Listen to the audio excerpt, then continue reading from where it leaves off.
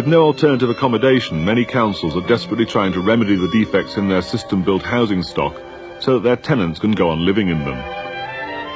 A new industry has sprung up, offering methods of repairing the systems.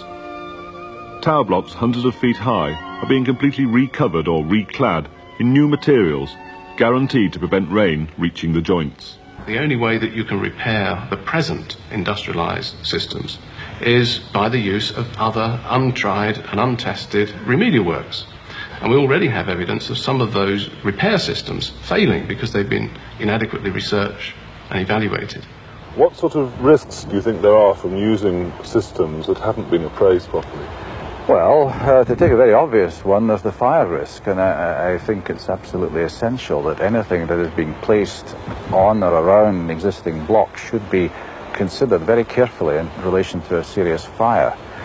On the question of a fire risk, do you think that there are now systems being used which represent a fire risk? Frankly, yes. Would you be prepared to name them? No. I do believe that there are blocks that blocks of flats that if action is not taken speedily will provide a major risk to the people who live in them in the future.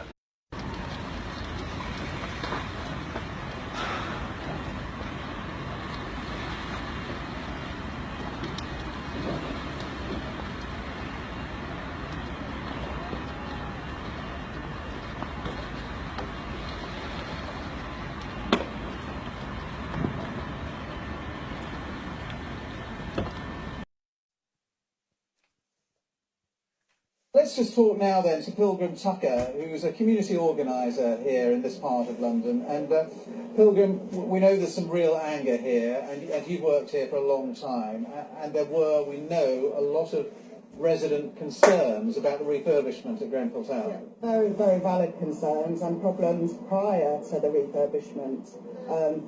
That council block had been allowed to decline. The council had almost, you could say, that deliberately managed the decline of that block. And yet they spent £10 million refurbishing it last year. Well, they spent £8 million and they paid that directly to a private contractor to do what was mainly cosmetic works on the outside of the building. Meanwhile, the residents' concerns were around their safety. They were around things like alarms, sprinklers, emergency lighting, problems with the electricity that the council or the council's management organisation just ignored. And in fact, they went more than ignoring them. They actually persecuted and bullied the tenants who tried to raise that as an issue. That does seem extraordinary. We know that there was a blog as well from one of the residents saying that it would take something catastrophic for their concerns to actually be addressed. Yeah, now it's too late. But they were warned and warned again so many times. The residents were angry then. They had had enough then. But once they started organising, we managed to get some improvements to what was being planned. But at the same time, the residents were being threatened with legal action by the council. What in particular were your worries? I mean, we know about the issue of the cladding, but I mean, obviously there has to be a huge investigation into whether that was why the fire spread so quickly. But sprinklers, alarms... Alarms, emergency lighting, potentially problems with the electricity. The refurbishment was putting in boilers in very narrow corridors right in front of the front doors. That's what the residents were objecting to when I was working with them. It was a fire hazard, and as you can see from that blog, the residents were talking about it for a long, long time. Now, I'm not surprised if residents are furious now. And to be honest, this is an absolute tragedy, but it's not dissimilar to what's being allowed to happen to social housing across London. It's not being maintained because there is profit and value to be found in that land. There's very, very, very valuable land here, and very powerful property development and building contractors who are making lots and lots of money, and it's resulting in lives lost. Okay. Well, Pilgrim Tucker, thank you very much indeed for being with us, a community organiser here. Police were pushing us away. Fathers was coming from the prayer, so they had to see literally their children and their wives on the window. Hopeless, can't do anything. And we're like, well, it's burning on the side and it's just starting. Let's get the people off all that side of the building. The police was like, no, go away, we're dealing with this, go. They pushed us literally from the bridge all the way down. We run around to the car wash, and we've seen the fire it coming upwards and then gradually going on the roof. By then, there were more time that people could get off. But the police officers and the parents on the telephone, they've been told, stay in your property, don't come down. It's dangerous. Sorry, it was not dangerous. I have footages, and my iPhone does not lie about the timing. They had time to escape, but they were on the window screaming and shouting. When it got the fire happened from the outside in. Didn't happen from the inside out. It started from the outside in. They had plenty of time. Let me tell you, the fireman came 2 hours later. Okay? Couldn't even park their car anyway to get access through. So they came all the way to Hurstwood Walk, put their car there, and then they took the water out. By the time they did that, it was 4:25, and I had them recorded. Okay? And then before that, 2 o'clock, we seen all the children, parents crying, shouting, mans, and I have them videoed, which I gave it to everybody, but they didn't even air it. Literally just screaming, and we were screaming because we were hopeless. And they're just like a piece of paper when you burn it from one side to another. That's exactly what we've seen it happen to them. And 1 minute they're dead, and the next minute they're gone. Let me tell you, my friend's neighbor's son works as a fire crewsman. He said more than 50 children are dead. We don't know that. But they're not confirmed because their parents are missing. Yes. And they're not going to tell them. But more than 100 bodies are dead as well. Not 12, I'm sorry. Look at that building. Are you telling me 12 people? Yeah? Why are the police just standing there? In the beginning, I'm sorry, I was there with the police officers. I know. They only had one staircase. One. I'm shaking. One. I reject absolutely, and with a degree of passion I feel on average about once a decade, I reject absolutely the suggestion that this shouldn't be politicised. It is politics from the very top to the very bottom of that burnt-out carcass of a building. Social housing is, by its very definition, political. Poverty is, by its very definition, political. The kind of people who would ordinarily try to turn anything into a point-scoring exercise, bleating from the sidelines at the moment that this shouldn't be politicised, should really do us all a favour and keep stum. Fire service cuts are political. Public sector spending is political. Emergency services warning about tragedies being stored up unnecessarily for the future is the very essence of politics. If you don't think this is already political, absolutely, irredeemably and completely political, then I'm afraid you inhabit a planet I do not recognise. But there is a difference between politics and politicking. I have told you many times, many times, more times than I care to remember. In fact, it's a stuck record, a mantra repeated so often you've even started to tease me about it and suggest that I might have some sort of homoerotic fixation with the fire service. I have, since 2010, been telling you that this city has been subjected to a callous and morally outrageous system of government that has seen people who run into the buildings that we carry our children out of when they're burning treated like cattle, treated like scum, treated like absolutely undeserving, lead-swinging chancers who, remember, was it the son or the male that found a firefighter during the last round of industrial action who commuted to do his shifts from one of the Balearic Islands and used that as evidence that somehow they didn't deserve public support? The journalists who queued up to write columns and present programmes deriding firefighters for having the audacity to warn that assaults upon their pensions and reductions in their provisions could somehow be justified, and that when firefighters complained it was because they had such a cushy life of Riley. Spanish practices thrown around by journalists who contributed to the destruction of their own unions. But there is a difference between politics and politicking, and I don't know how helpful anger is yet.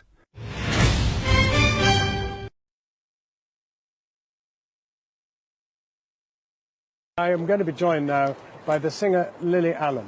She lives in this area and is well known amongst the local community and knows a fair amount about the background to this whole issue. Lily Allen, what's your sense of what a public inquiry should be looking at?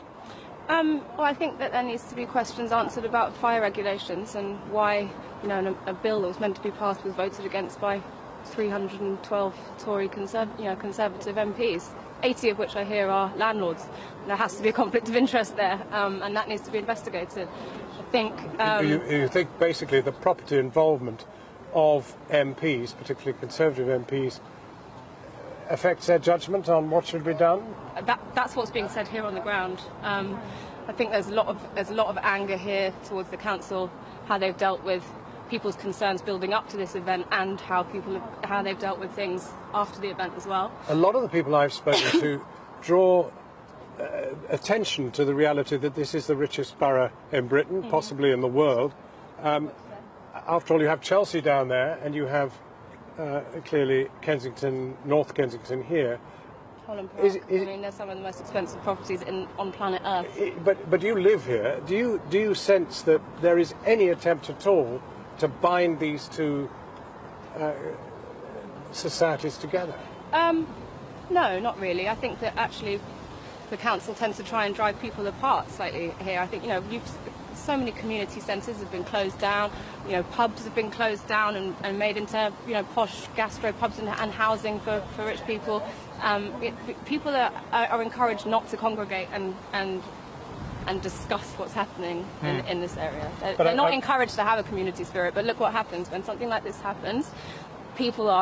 They know that the council don't care about them, that it's them that's going to care I for think themselves. one of the things that any outsider like me coming in finds is that the community is actually immensely strong and extraordinarily bound together, despite... And we have an amazing event here at the end of every August, Notting Hill Carnival, and the Conservatives are doing everything in their power to try and shut it down or to try and privatise it and try and charge people. It's constant.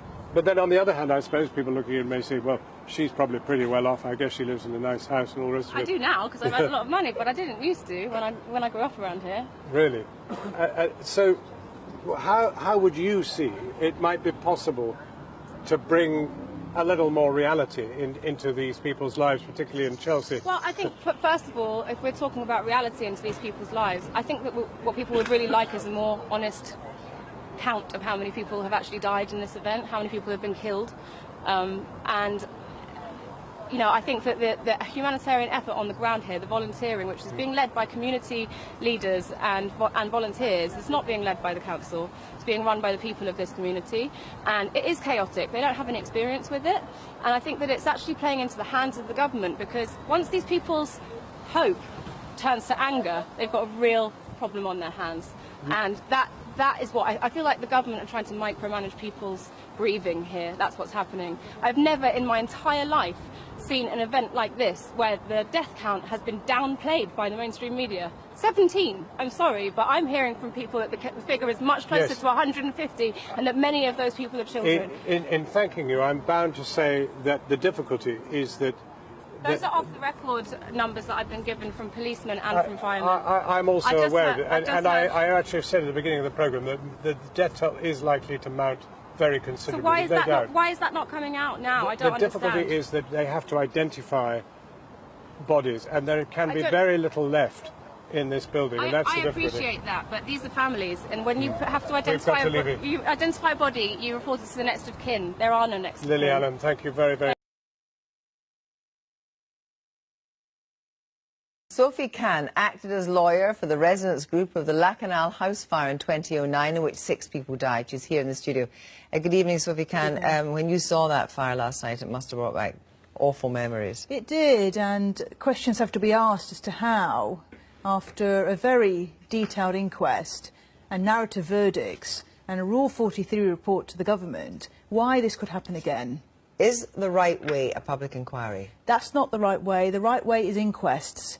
The families have a right to participate, they have a right to cross-examine, they have the right to put questions to all the experts. They are even able to get their own experts if the coroner gives permission. The coroner is independent of the government.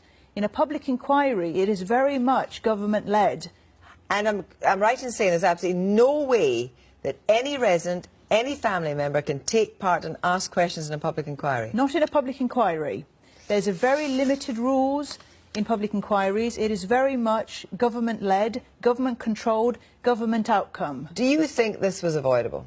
This was avoidable, 100%, because the sprinklers, even though it wouldn't have saved the building, I think it would have saved the individuals inside the building. It would have given them time to get out. The building, I believe, would have perished, but the individuals wouldn't have perished. And this is not just after the Larkhill House. There is studies here. Is it your experience that, by and large, residents and residents association are not listened to? They're not listened to, but also the fire assessments.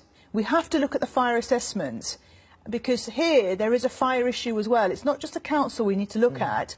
What were the fire brigade doing? The refurbishments have been done. What tests did they do on the building?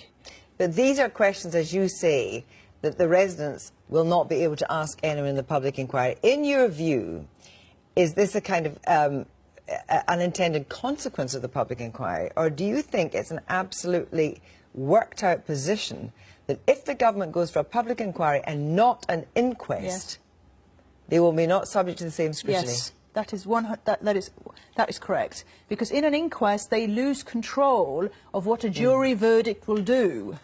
And the juries will come out with narrative verdicts which may be very difficult for the government to But you can hear. only have one or another, you can't have both. You can't have both, you can only have one or the other. So what would you be urging residents to do right now, to kick up a fuss, to change? Yes. They should really be demanding an inquest from the government to say this is not the right way, we don't want a public inquiry, we want an inquest. And I'm very concerned as to why Mrs May came out so quickly to say public inquiry. What is there that she knows that... Here, over here, right here, was with 8 man bodies on the floor. Yeah, over here.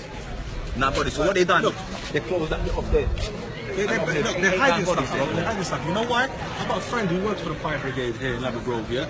Yesterday on the phone, he said they found about 42 bodies in one room, all hiding together. No one knows that. It's only because we know the brother, he's a fireman, that he told us this. But he can't tell you. He can't tell you, he can't come out and tell you like that. I'm saying he can't come out because he'll probably get the sack or something. But they said they found 42 bodies in one room, bruv. In one room, from children to old people. Do you understand? But they're not going to tell you that. Look, I'll tell you this straight, yeah? There's about 42 families that we know that live in there that have gone. So imagine the rest. And these are because we know them because they're Moroccan. Yeah, we know them, yeah. Because they're Moroccan like us. That's why we know them. You know what I mean? Youth centers. They come to youth centers. Yeah, they come to the kids come to the youth centre and the families come to the mosques, and that's why we know. But they're not letting you. They're not telling you all that. They're not telling you the truth. They're not telling you the truth. But you know what they said? And that's the worst thing about it, not having the they truth. Said everyone there, no one died by getting burned. Everyone died first because of the smoke, inhaling the smoke. We've got one about a family, the girl. They brought her out. They took her to the hospital. She's in a coma. Yeah, because of the smoke. One of them, they started blood coming out from her nose. Yeah, blood coming out from her nose. If you don't want the real story, you have to go to the people that live here and know people here. We was here in the beginning. You understand? You got to go to the people that were coming out of the mosque and running up the building, and the police stopping them from going up the building, and yet they still went up there and got people out. You understand? There was disabled people. There's disabled people on the highest floors. You need to know people that live here. When we ran down the disabled guy, it was him, his wife, and his 3 kids. He came out, he was disabled. He said, I don't know how I made it from the other floor. He came out, we took him to the rugby club. After that, they put him in a hotel. We went to see him in the hotel. He said they've given us no food, no water, no clothes, no time, nothing for 2 days until we went there and we gave him. Do you want to hear something? Do you want to hear something else funny? You know the water on the top floor stopped working. There was no water on the top floor. You know that because why? Everyone's trying to open water to wet up the towels. Because everyone's doing it. There was no water coming to the top. Yeah. So people had no water at the top. You open the taps and there was no water coming out. Everyone was saying it. Look, for you to get the proper and the real stories, you must go to the people that live here. Do you understand? And know people not the BBC and Sky. Yeah, forget that. They're lying. Honest to God, I swear they're lying. Because I've been watching it on the news. Who was there in the beginning? Do you understand? And what they're saying on the news and what you're seeing down here, 2 different things. 2 different stories. 2 different things. It's 2 different stories. You've got to go to the people that live here or have their families and loved ones that have been lost in there. You understand? They're the people that are going to tell you the truth, because the rest ain't going to tell you the truth. They don't even know what's going on half of the people. Don't get me wrong, they just come for their condolences and all that. We appreciate that. But you've got to speak to the people who've lost family in there, and friends and loved ones. You know what I mean? That's the people you got to speak to. Look, private ambulance. You know what that means, innit? Look, there's a private. You know what that's a coroner. You know what that is? That's the coroner's ambulance. Do you understand? They're not telling you how many people. And what they said now, what's going to be left is only bones. It's going to be what's going to take a long time to investigate what's going to do to the person and stuff like that. Bones then. Yeah, identify. And they're telling me for £2 extra, which would have cost £5,000 all in total for the new for fire-resistant cladding for the whole building, just an extra £5,000. And you know, to put a sprinkler system in, it would have cost 200 grand. They gave them 10 million to do that.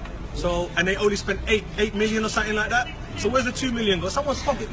Like I said, if this building here was in Chelsea or Knightsbridge, it's a different situation. If this same building here was in Canary Wharf, I'm sure, and you lot know, because poor people live they here. could have went out like that. They would have put the cladding, what's called, in Canary Wharf like that. Definitely, not Canary Wharf. Not Chelsea, not Knightsbridge. I see a picture over there of a helicopter here. Honest to God, a helicopter. It's not. He said it's not here in this city. There's a helicopter with water coming out of it. Why wasn't it used here? We're in London, bro. This is London, you know. And we've got helicopters with water coming down. You got a fireman and he's spraying, and it's not even reaching half of it. Nothing. It was a joke. Nothing. It was a joke. If you would have seen it, you would have been. It's got to be more than this. You need more than this. We're in the UK, man. We're in the UK. Come on, man. And in London, bro. And in the richest borough in the UK. In Europe, they said Europe. This is the richest borough. Let me tell you about something about this borough. This borough here, if you're broke, if you ain't got enough money, this is what they do to you. Like what they done to us. They ship you out to Barking and Dagenham and outside Ilford and them places there. You understand? That's what they do. At the moment, this is my borough, but I don't even live in this borough because they ship me out. Yeah, they're getting all the poor people out of here. That's what they do, bro. That's what they do. Because we can't pay, we need the subsidies to pay for the rent. Do you understand? We need government subsidies to pay for the rent. Because we're them type of people, innit? They said that building was an eyesore. My whole life I lived here, bro. It wasn't an eyesore to me. I never saw it as an eyesore. We played here football all my life in the Westway and that. That was no eyesore. They made it look nice for the rich people when they drive past. It don't have to be a sore on the eye, you understand? And that's not fair. And another